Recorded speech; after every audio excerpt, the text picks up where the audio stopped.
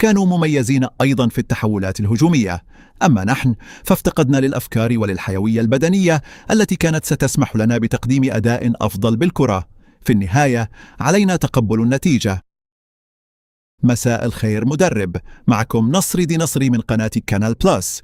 كل ما أستطيع قوله هو شكرا وتهانينا على هذه المشاركة الرائعة في كأس العالم وعلى شجاعتكم وأفكاركم. سؤالي هو: هل تشعرون اليوم بأي ندم؟ هل تندمون على عدم امتلاك دكة بدلاء أكثر عمقا؟ وهل كان لغياب مدافعكم الأساسي وأفضل لاعب في الفريق بسبب الإصابة تأثير كبير؟ وهل تندمون على عدم بدء المباراة بأسلوب هجومي منذ البداية؟ شكرا مقدما على إجابتكم، وشكرا على هذه البطولة الرائعة. شكرا جزيلا.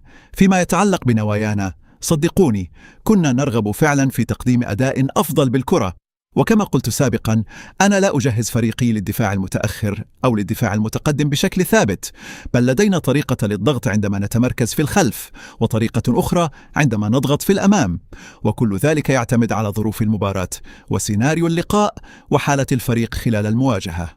لقد شعرنا بأننا لم نكن قادرين على الخروج بالكرة بالشكل المطلوب أو الضغط في مناطق متقدمة، ومع ذلك لم تكن لدي أي مشكلة في التراجع للدفاع، بشرط أن نقوم بذلك بطريقة جيدة. وفي بداية الشوط الثاني خلال أول 10 أو 15 دقيقة كنا أفضل بكثير في التنظيم الدفاعي داخل الكتلة المتأخرة. أما بالنسبة للاعبين المصابين فلن أتوقف كثيرا عند هذا الأمر.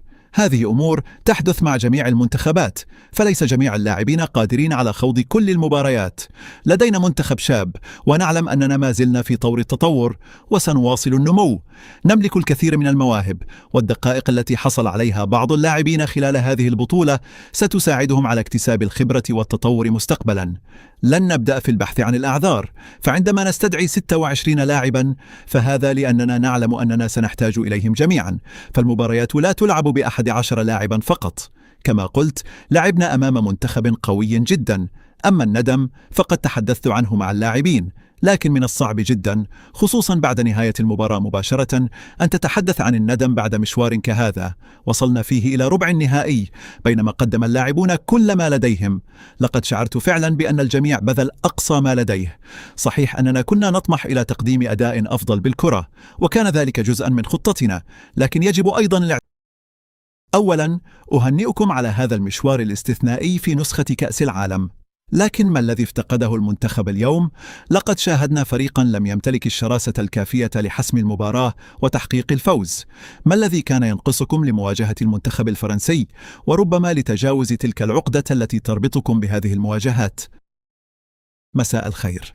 شكرا لكم على كلماتكم بشأن مشوارنا في البطولة، لكن من الواضح أننا نشعر بخيبة أمل كبيرة، لأن رحلتنا توقفت هنا بينما كنا نطمح إلى مواصلة المشوار. كان الشوط الأول صعبا للغاية، لأن المنتخب الفرنسي قدم أداء مميزا بالكرة. لقد سببوا لنا الكثير من المشاكل، خاصة عبر الأطراف، بفضل تحركات لاعبيهم ودخولهم إلى العمق، إلى جانب المثلثات الهجومية والتمريرات التي مكنتهم من إيجاد حلول في وسط الملعب.